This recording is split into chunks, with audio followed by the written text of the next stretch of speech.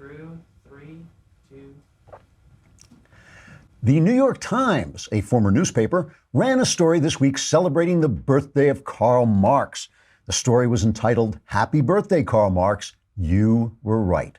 The writer, a South Korean philosophy professor, claims that Marx was correct in his assessment that capitalism depends on the ruling class's exploitation of the worker. That's why when you look at a country like America, on Netflix, like Venezuela, you don't have idiot intellectuals and the people who publish them at the New York Times, a former newspaper. So, happy birthday, Karl Marx. Trigger warning, I'm Andrew Klavan, and this is The Andrew Klavan Show. I feel hunky-dunky, life is tickety-boo. Birds are winging, also singing hunky-dunky-doo. Ship-shape, tipsy-topsy, the world is zippity-zing. It's a wonderful day, hurrah, hooray! It makes me want to sing. Oh, hurrah, hooray! Oh, hooray, hurrah! All right, this is an important day because, it's an important day because I'm going to remind you that tomorrow is an important day because it's the last mailbag before the Klavanless week begins, because I'm on vacation next week. So if you want your problems solved, your questions answered, you got to get in this week's mailbag. The way you do it, you go to thedailywire.com. You got to be a subscriber. So send us your lousy $10. You weren't doing anything else with it anyway. Go on the podcast, press the podcast button at the top of the page, go on my podcast, then press the mailbag and put in any question you want about anything you want. All answers are guaranteed 100% correct and will change your life now and then for the better. So unless you want to go on living the way you're living for another week, and that would be absurd, send in some questions to the mailbag. We have Kyle Mann today from the Babylon Bee, one of my favorite sites. And I should remind you that the Daily Wire is now on Apple News. So add us to your news channel and you can get our latest stories to go, which will probably include the new Ben Shapiro show, won't it? Ben Shapiro, this Sunday, May 6th, he's got a new show called the Ben Shapiro Show Sunday Special, in which Ben hosts weekly in-depth conversations with the nation's best and brightest on politics, news, culture, and everything in between. I think this week he has Kanye West. No, I'm making that up. The best part is for current Ben Shapiro Show subscribers, because you won't even need to hit a separate button to listen. These episodes will just show up in your feed. This Sunday's premiere episode will feature Jordan Peterson singing the songs of Kanye West. I think that's how we're doing. All right. And, you ever go into the department store and some attractive woman comes up to you and says, "Hello, sir," and then sprays you with a scent. And then the next thing you know, you've got your hands on her throat and the police are pulling you off her and all this stuff. You don't have to do that anymore. Now there's Scentbird. And Scentbird, it's not the greatest name because it's not Scentbird like I sent a bird. It's not Scentbird like you get a bird for a cent. It's Scentbird like the smell, S-C-E-N-T, bird, and it allows you to choose a new perfume or a new cologne every month, so you get to test it out yourself. I love this because, well, first of all, I love perfume on women. I love women wearing perfume, and my wife sent away, got all the things she loves, and you can just try out different ones if you want, and you don't have to commit to a full bottle because they send you a kind of smaller one that just lasts for the month. There's over 450 designer brands. They've got Hugo Boss, Gucci, Tom Ford, Kenneth Cole, and more. And you can choose a cologne next month. If your dad gave you a cologne when you graduated high school and you've still got it, it might be a good time to go to Scentbird because that will change all that for you. Scentbird.com. If you go to Scentbird.com/Klavan, you will get 50% off on your first month, right? So you say to yourself, that smells great, but how do you spell Klavan? It's Klavan. No, there's no E's in Klavan. I make it look like it's easy, but there is no E's when you are a Klavan. So visit Scentbird.com/Klavan. For 50% off, that's only $7.50 for your first month, plus free shipping.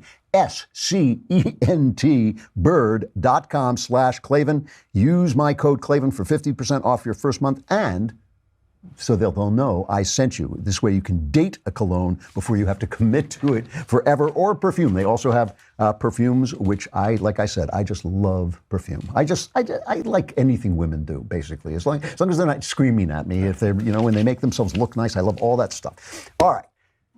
Leftism is racism. I mean, leftism is racism. And this is an important point because they're always picking out one guy and twisting one guy, Trump, or any Republican that they can get their hands on, and twisting his words, making it sound like he's racist in some way. And of course, there are racists on both sides, but there's a difference between a philosophy being racist and a person being racist, right? There's always going to be people who are racist in every group. There's always going to be people who do bad things under the aegis of a good philosophy. You'll have people who, in the name of loving your neighbor, will go out and, do something really terrible for Christianity. But if the philosophy itself is bad, then everybody gets corrupted, and that is what leftism has done. The problem with leftism is it is an exploded, failed philosophy, whereas capitalism, ugly as it is, capitalism has elevated more people and to more wealth than any other philosophy. Freedom is good for people. Freedom makes people happy. The problem that the elites have with these philosophies is they elevate people that they don't like. Capitalists, go-getters, workers, all these people get elevated and get power instead of the elites. So the only thing you can do with such a successful philosophy is free market capitalism and freedom is divide people. And the way you divide people is you find historical crimes and you say, oh, we're going to fix those historical crimes by turning everything around. Oh, you were racist against black people? Well, now we're going to be racist against white people. Oh, men were nasty to women? Well, now women are going to be nasty. Hooray, hooray. Now we have a lot of nasty women and racist black people. And it's great. So, but the problem is this costs all of us. It's not just evil. It is evil in itself, of course, because when you adopt the evil standards, what happens is they think, well, those white guys are powerful and they're racist, so now we'll be racist and we'll be powerful. But of course, you just turn into racist. You just degrade yourself. You degrade everybody with it. But the problem is, if you look at the world through the lens of race, which now is all leftism does, everything is about race. Everything they look at everything through the lens and through the filter of race. Everything gets distorted because racism is stupid. Racism is evil. It's bad stuff. And one of the things we are dealing with is we're dealing with the failure of our first black president. We had a first black president, good for us, good for the fact that people would elect it. I always knew they would. I think they would elect a Jewish president. I think that the Americans really just want people who do the job. That's all they care about. But when it happened, I thought, well, good, at least we've got that out of the way. Unfortunately, it made the left go crazy because they are racist, because they look at the world through the filter of race. And when Obama came to office, and not only was he black, but he was the black version of their stupid, ignorant philosophy, their philosophy of hating America, their philosophy of thinking America and capitalism were bad things. You can have too much money. You can have too much power. We've got to share the power. It's not right for one country to be lording it over everybody else. Now, their stupid philosophy was dressed up as a black guy, and they thought, great, this is, and just to go back for a minute, just to remind you of the kind of fog of bliss, the people, CNN and the rest of these bad reporters think we're attacking them because we're standing behind Donald Trump, and Donald Trump is attacking them because they don't like him. But we're attacking them for what they did under Obama, because they abandoned their posts under Obama because they were just so dreamy about it. I mean, I know that it's not fair to pick on Chris Matthews. He's a leftist. He's an open leftist. But I think he did represent how the press felt when Obama was elected. Just to remind you, this is cut 14. Here is Morning Joe. Even Joe Scarborough is shocked by the dreamy fog of euphoria and bliss that Chris Matthews is in. I want to do everything I can to make this thing work, this new presidency work, and I think that the successful model. You just talked about that is my job. You said my job is to help this country to make this presidency work. To make this work successfully, because this country needs a successful presidency. And here's Jeff Zeleny, who we were laughing at yesterday because he was laughing at Michelle Wolf while she was making jokes, those ugly, disgusting jokes that she was making, and then he went on TV and said, "Oh, she went way over the line, way over the line." But here he is as the New York Times White House correspondent asking the tough questions of the new President Obama. During these first 100 days, what has surprised you the most about this office, enchanted you the most about serving in this office, humbled you the most, and troubled you the most? Now, let me write this down. Surprised, troubled. I've got, what was the first one? Surprised. Surprised. Troubled. Enchanted. Enchanted. Nice. And humbled. And what was the last one? Humbled? Humbled. Thank you, sir. It's hard to know how he stood up under those questions. And that meant that as Obama began to realize that the press wouldn't touch him on anything. He began to abuse his power, giving the dreamers, basically letting them stay, even though he'd said like 20 times that was unconstitutional. And his work overseas, which is now a problem for all of us, has to be judged in the light of the fact that the press wants to maintain.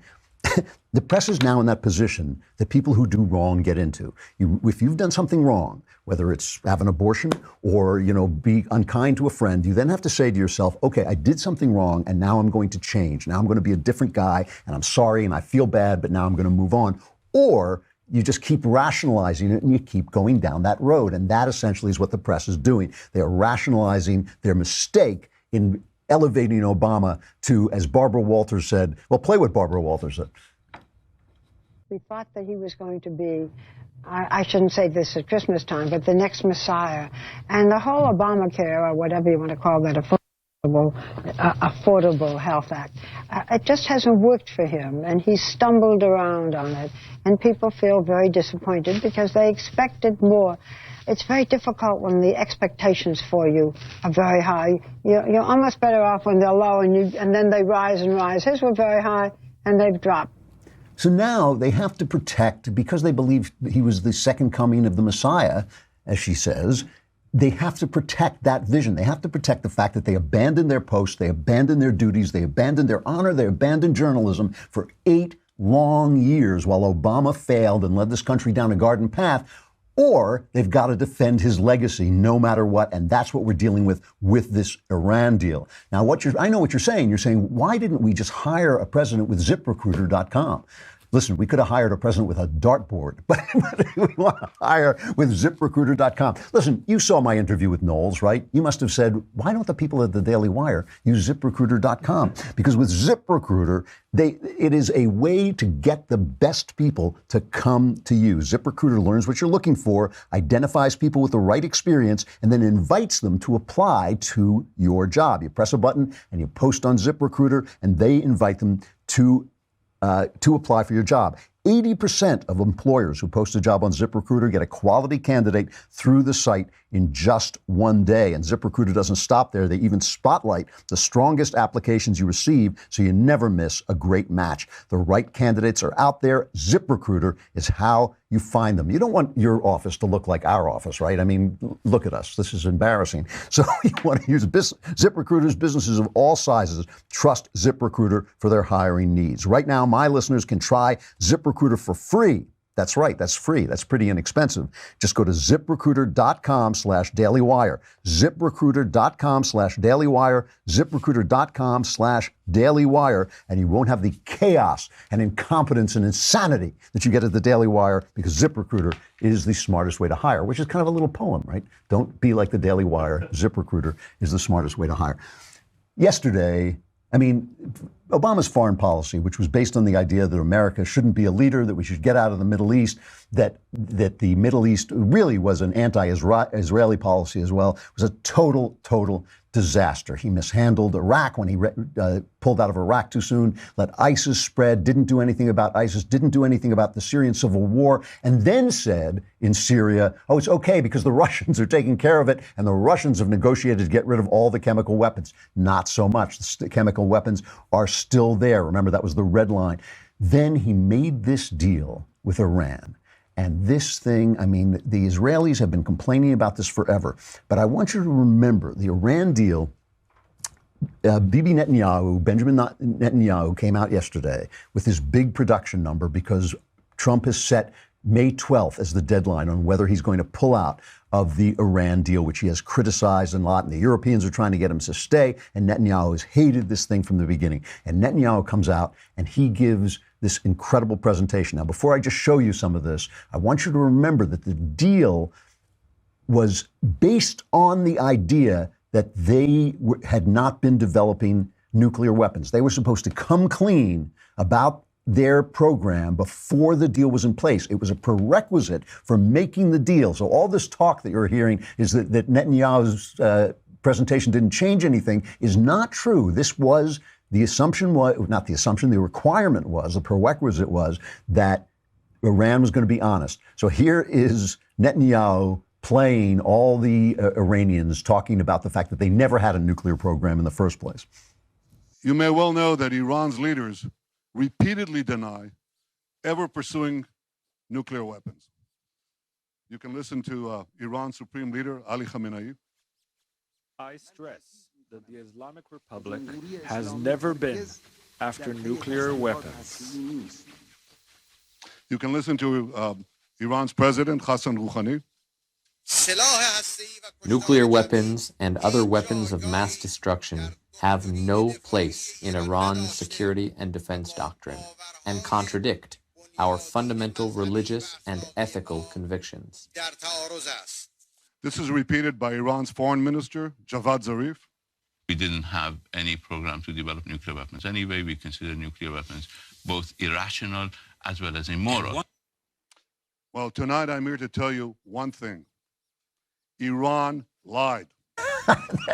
So he has these guys who are still going on television, by the way, and now they're insulting Netanyahu. They're saying, oh, he's just putting on this dog and pony show.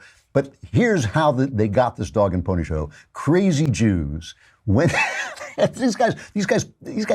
Israel put the crazy into crazy Jews. Crazy Jews went into Iran. They got a mole into Iran and stole their nuclear records. They had this. Here's Netanyahu showing you this little warehouse where they stored the nuclear weapons.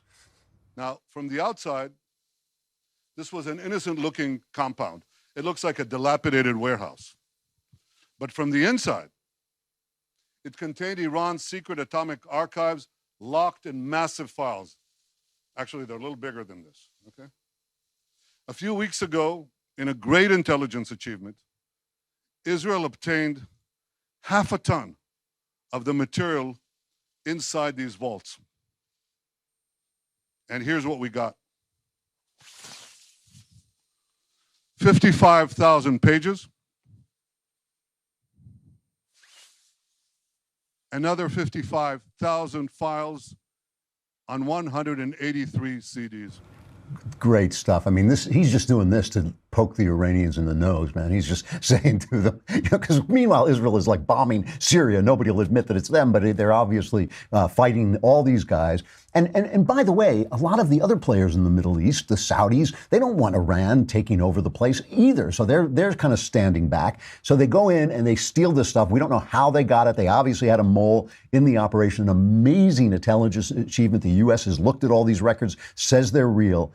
And Netanyahu just comes up with these 4 conclusions, one of which is really important. So listen to what he says. First, Iran lied about never having a nuclear weapons program. 100,000 secret files prove that they lied. Second, even after the deal, Iran continued to preserve and expand its nuclear weapons know-how for future use. Why would a terrorist regime hide and meticulously catalog its secret nuclear files if not to use them at a later date? Third, Iran lied again in 2015 when it didn't come clean to the IAEA as required by the nuclear deal. And finally, the Iran deal, the nuclear deal, is based on lies. It's based on Iranian lies and Iranian deception. 100,000 files right here prove that they lied. So the question that he asks, why would they keep all these records if they're not planning to continue to do this? That's the big question, because what the people who defend this deal keep saying is, no, we've got inspections. I mean, they can inspect the sites that they were using to build nuclear weapons at the time. They don't let them inspect all their military sites, and who knows where they've moved their operations. James Mattis, who I trust, I believe he's a good guy. He came out and he said, oh yeah, we can inspect this stuff. We can really look at it. It's a very robust program. But Netanyahu's right. Why are they keeping these records? Everything they did was based on a lie, and not just their lies, Obama's lies as well. That is the other thing, and that's the thing that the press has to cover up, because they don't want to admit that Obama sold them a bill of goods. And they said that. Ben Rhodes said, these guys didn't know anything. The press didn't know anything. We sold them a bill of goods. We created an echo chamber. Now, I just want you to think for a minute about the things that they attack Trump for. The two things they attack Trump for is being mean and being dishonest. He lies. The New York Times says this every day. He lies. They use that word lie. They never use that about Obama. They didn't use it about other presidents. But with Trump, it's that he lies and that he's mean. Now, listen, Barack Obama had more elegance than Donald Trump. There's no question about it. But listen to the things he did to sell this deal. He wanted this deal so badly. And a lot of people think he wanted it just because he hated Israel so much. The GOP, now remember, this thing has never been ratified. This is not a treaty. This has never been ratified by the Senate. He didn't take it to the Senate because he knew it would lose. The GOP sent a letter saying, we don't like this deal. Here is Obama. Now, he doesn't talk like Donald Trump. He doesn't have the gruff voice of Donald Trump. But listen to what he says about the GOP. I think it's somewhat ironic to see some members of Congress wanting to make common cause with the hardliners in Iran. It's an unusual coalition. I think what we're going to focus on right now is actually seeing whether we can get a deal or not. And once we do, then if we do, then we'll be able to make the case to the American people, and I'm confident we'll be able to implement it. So they accused the Republicans of making common cause with the hardliners in Iran. So in other words, the Republicans were terrorists. Now, what would happen? Just imagine if Donald Trump came out and said, the Democrats are terrorists. The Democrats are just, everybody would say how nasty that was, including me.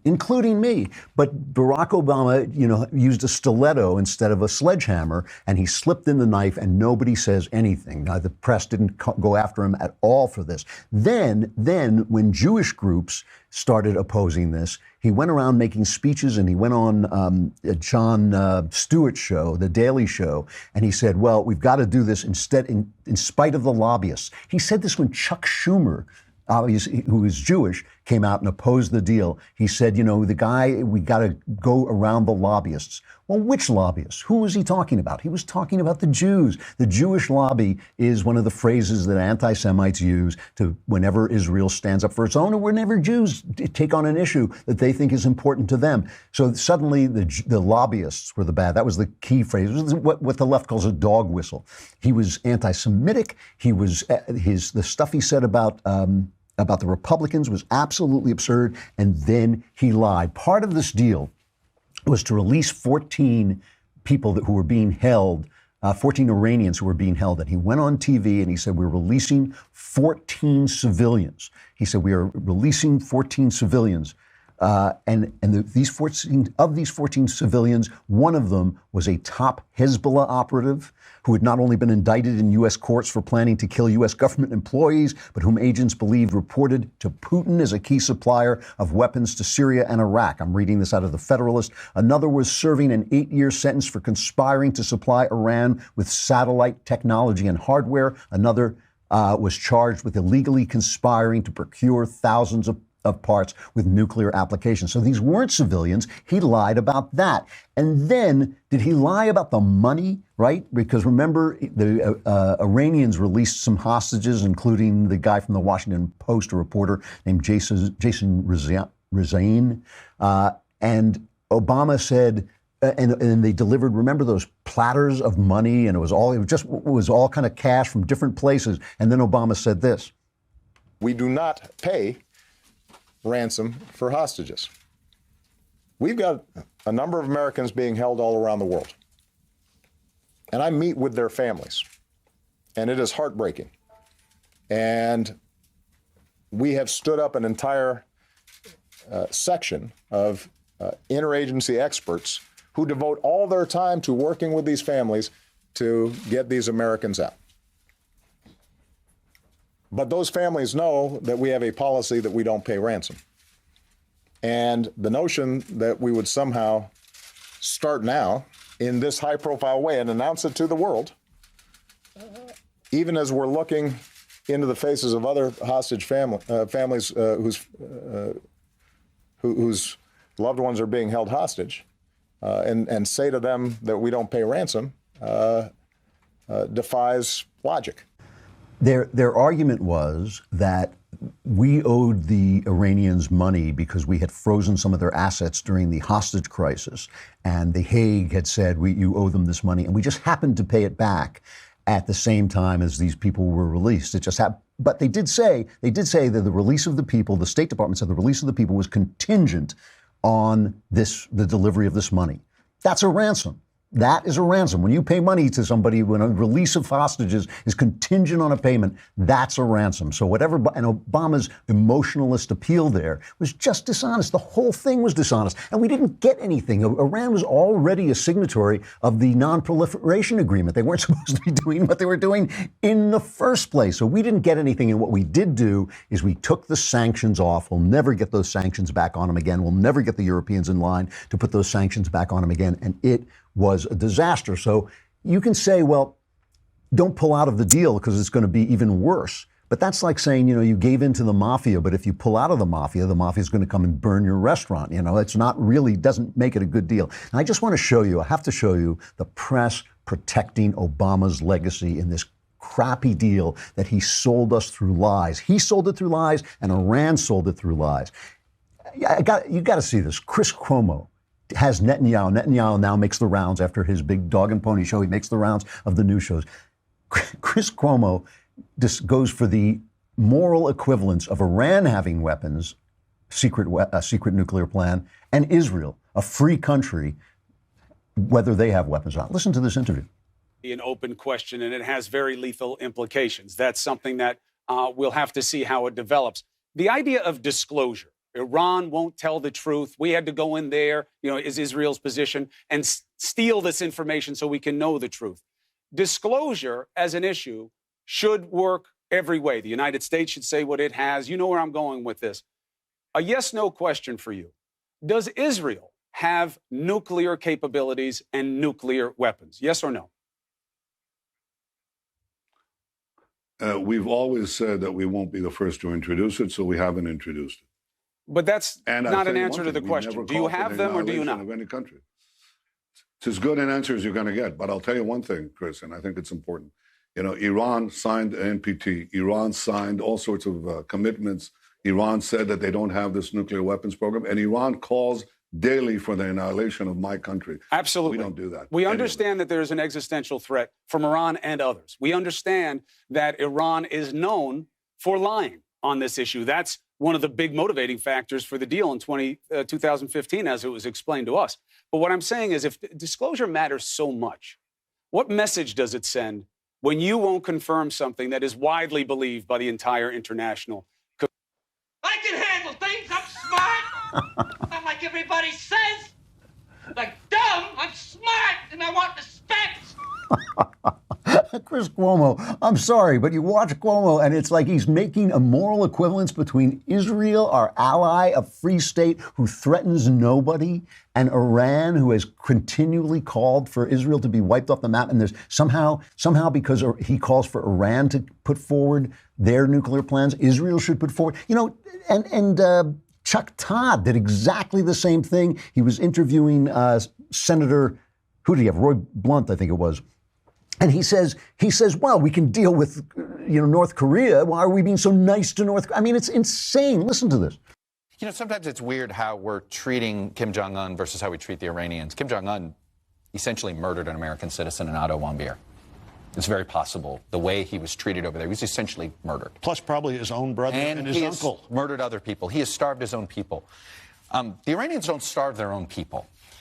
It is, and yet we're sort of now feeling comfortable cozying up with Kim Jong-un and demonizing the Iranians. It just feels like we're sending some odd messages around the world. Well, I don't know, Chuck. I think you want to be sure you learn the lesson of North Korea, which is don't let countries that have bad inclinations all over the world wind up with nuclear weapons. We were with Iran right now where we would have been with North Korea 15 years ago, and it's foolish to let Iran become another North Korea. And we're not dealing with Kim Jong-un because we think he's a good guy. I can handle things. I'm smart. Not like everybody says.